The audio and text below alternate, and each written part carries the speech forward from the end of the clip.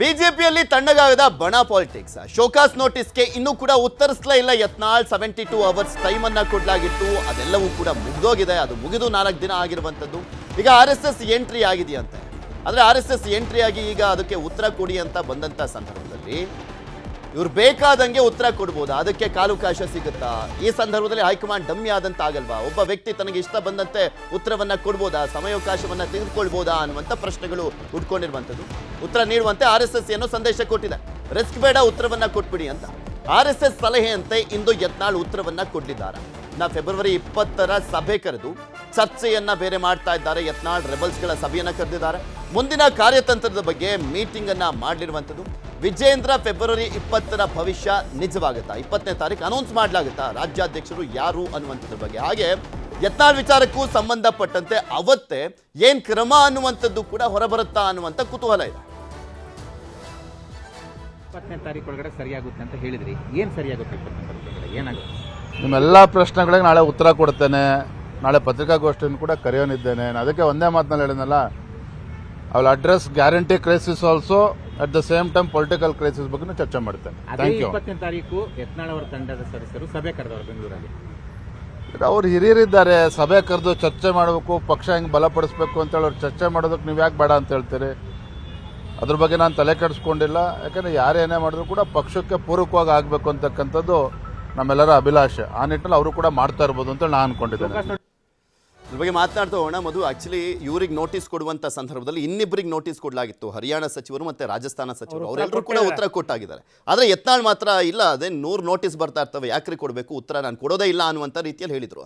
ಈಗ RSS ಎಂಟ್ರಿಯಾಗಿ ಉತ್ತರ ಕೊಡಿ ಅಂತ ಹೇಳಿದೆಯಂತೆ. ಆದರೆ ಅವಧಿ ಮುಗಿದು ಈಗ ಇವರು ಉತ್ತರ ಕೊಟ್ಟಂತ ಸಂದರ್ಭದಲ್ಲಿ ಅದನ್ನು ಸ್ವೀಕಾರ ಮಾಡಿದ್ರೆ ಹೈಕಮಾಂಡೇ ಡಮ್ಮಿ ಆದಂತ ಆಗಲ್ವಾ ಅಂತ. ಮತ್ತು ಒಂದ್ ಕಡೆ ಯಾವಾಗಲೂ ಬಿಜೆಪಿ ನಾಯಕರು ಹೇಳ್ತಾರೆ nation first, party next, person last ಅಂತ. ಈಗ ವ್ಯಕ್ತಿಗೆ ಬೆಲೆ ಕೊಡ್ಲಾಗ್ತಾ ಇದೆ, ಅವರೇ ಫಸ್ಟ್ ಅನ್ನುವಂಥ ರೀತಿಯಲ್ಲಿ ಟ್ರೀಟ್ ಮಾಡ್ಲಾಗ್ತಾ ಇದೆ.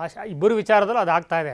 ಭಾಷಣಕ್ಕೆಲ್ಲವೂ ಹೌದು. ಈಗ ವಿಜೇಂದ್ರ ವಿಚಾರದಲ್ಲೂ ಅದೇ. ಈಗ ವಿಜೇಂದ್ರ ಸರಿ ಇಲ್ವಾ? ಸರಿ ಇಲ್ಲ ಅಂದಮೇಲೆ ಇಳಿಸ್ಬಿಡ್ಬೇಕು. ಆದರೆ ಇಳಿಸಿದ್ರೆ ಏನಾಗುತ್ತೆ? ಹೈಕಮಾಂಡ್ಗೆ ದೊಡ್ಡ ಮುಜುಗರ. ಯಾಕಂದ್ರೆ ಅವರದ್ದೇ ಆಯ್ಕೆ. ಇವತ್ತು ಅದನ್ನು ಜಸ್ಟಿಫೈ ಮಾಡ್ಕೊಳಕ್ಕಾಗಲಿಲ್ಲ ಅಂತಂದರೆ ಅದಕ್ಕಿಂತ ದೊಡ್ಡ ಮುಜುಗರ, ಅವಮಾನ ಇಲ್ಲ ಅಲ್ವಾ? ಸೊ ಆ ಕಾರಣಕ್ಕೆ ಸ್ವಲ್ಪ ಅಗ್ಗಜಗಾಟ ನಡೀತಾ ಇದೆ. ಅಟ್ ದ ಸೇಮ್ ಟೈಮ್ ಇಳಿಸಿದ ನಂತರ ಈಗ ಬೇರೆ ಬೇರೆ ರಾಜ್ಯಗಳಲ್ಲಿ ಹೇಳಿದ್ರೆ ಅಲ್ಲಿರುವಂತಹ ಒಂದು ಸಮಸ್ಯೆಗಳು ಕೂಡ ದೊಡ್ಡ ಮಟ್ಟದಲ್ಲಿ ಉದ್ಭವ ಆಗುತ್ತೆ. ಅಲ್ಲೂ ಕೂಡ ರಾಜ್ಯಾಧ್ಯಕ್ಷರುಗಳನ್ನು ಇಳಿಸಿ ಅಥವಾ ಹೊಸಬರನ್ನ ತನ್ನಿಂತಹ ಹಲವಾರು ಅರಾಜಕತೆಗಳು ಸೃಷ್ಟಿಯಾಗುತ್ತೆ ರಾಜಕೀಯವಾಗಿ ಪಕ್ಷದೊಳಗಡೆ. ಆ ಕಾರಣಕ್ಕೆ ಸಸ್ಟೈನ್ ಮಾಡುವಂಥ ಪ್ರಯತ್ನವನ್ನು ಮಾಡ್ತಾ ಇದ್ದಾರೆ. At the same time Yatnal ಅವರನ್ನು ಬಿಟ್ಬಿಡೋಕ್ಕಾಗತ್ತೆ? ಇಲ್ಲ, ಅವ್ರು ಸರಿ ಇಲ್ಲ ಅಂದರೆ ಅವ್ರನ್ನಾರು ಬಿಡಬೇಕು. ಈಗ RSS ಯಾಕೆ ಪಾಠ ಮಾಡಿದೆ? ಯಾರು ಹಂಗಾದ್ರೆ RSS ಇವ್ರ ಹಿಂದೆ ಇರುವಂಥದ್ದು, ಯತ್ನಾಳಿಂದ ಇರುವಂಥದ್ದು? ಸೊ ಇಲ್ಲಿ ಒಂದೇ ಪರಿಹಾರ, ಒಂದು ಯತ್ನಾಳ್ನ ಇಳಿಸಬೇಕು ಪಕ್ಷದಿಂದ, ಇಲ್ಲ ವಿಜೇಂದ್ರರನ್ನು ಕುರ್ಚಿಯಿಂದ ಇಳಿಸಬೇಕು. ಅದರ್ವೈಸ್ ಮತ್ತೆ ಸಂಧಾನದ ಲೆಕ್ಕಾಚಾರ ಮಾಡಿ ಅಥವಾ ಹಗ್ಗನೂ ಮುರಿಯೋಂಗಿಲ್ಲ, ಏನೂ ಆಗಂಗಿಲ್ಲ, ಕೋಲು ಮುರಿಯೋಂಗಿಲ್ಲ, ಹಾವು ಸಾಯಂಗಿಲ್ಲ ಅಂತ ಮಾಡಿದ್ರೆ ಇದು ಮತ್ತೆ ಕಂಟಿನ್ಯೂ ಆಗುತ್ತೆ ಮತ್ತು ಯತ್ನಾಳ್ ಅವ್ರಿಗೆ ಅತಿ ದೊಡ್ಡ ಹಿನ್ನಡೆ ಆಗುತ್ತೆ.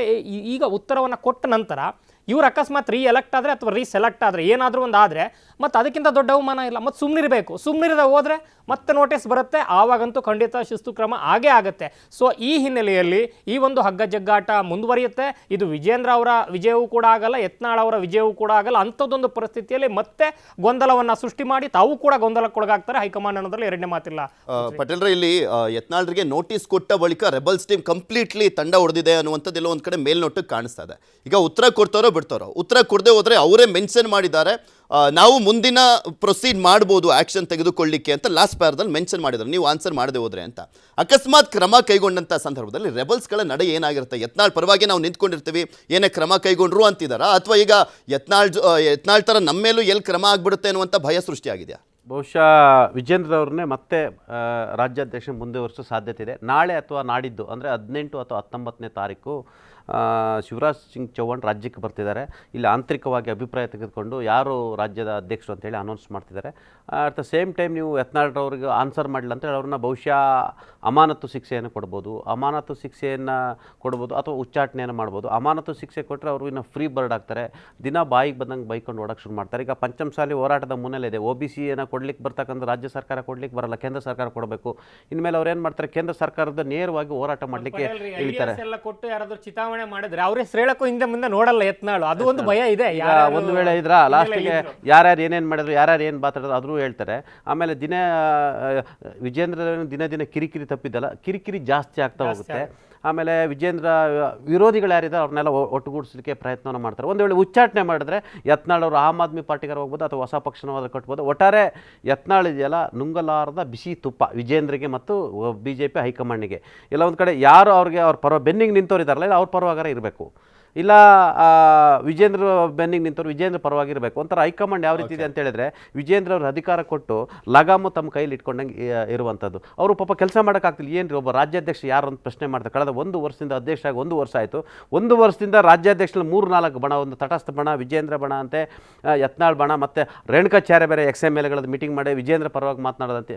ಅಂದರೆ ಒಂದು ಸರ್ಕಾರದಿಂದ ಹೋರಾಟ ಮಾಡಬೇಕಾದಂಥ ದುರಂತ ಅಂದರೆ BJP ತಮ್ಮೊಳಗೆ ತಾವೇ ಹೋರಾಟವನ್ನು ಮಾಡೋ ಮುಖಾಂತರ ರಾಜ್ಯದ ಜನರ ಮುಂದೆ, ಸಾರ್ವಜನಿಕರ ಮುಂದೆ, ಮತದಾರರ ಮುಂದೆ ಬೆತ್ತಲೆ ಆಗಿದ್ದಾರೆ. ಮತ್ತೆ ಯತ್ನಾಳ್ ಅವ್ರ ವಿರುದ್ಧ ಕ್ರಮ ಆದ್ರೆ ಇವತ್ತು ವಿಜೇಂದ್ರ ಅವ್ರ ಒಬ್ಬರ ವಿರುದ್ಧ ಅವ್ರ ಹೆಸರು ಮಾತ್ರ ಇಲ್ಲಿ ಹಂಗಾಮದಲ್ಲಿ ಓಡಾಡ್ತಾ ಇದೆ. ಕನಿಷ್ಠ 25 ಜನದ ಹೆಸರಾದ್ರೂ ಗ್ಯಾರಂಟಿ BJP ಇಂದ ಬೀದಿಗೆ ಬರುತ್ತೆ. ಓಕೆ, ನೋಡೋಣ ಏನಾಗುತ್ತೆ ಅನ್ನುವಂಥದ್ದು. ಧನ್ಯವಾದ ಮಧು. ಹಾಗೆ ಪಟೇಲ್ರ ಇಷ್ಟು ತನಕ ಜಾಯ್ನ್ ಆಗಿ ವಿಶ್ಲೇಷಣೆಯನ್ನು ಮಾಡಿದ್ದಕ್ಕೆ.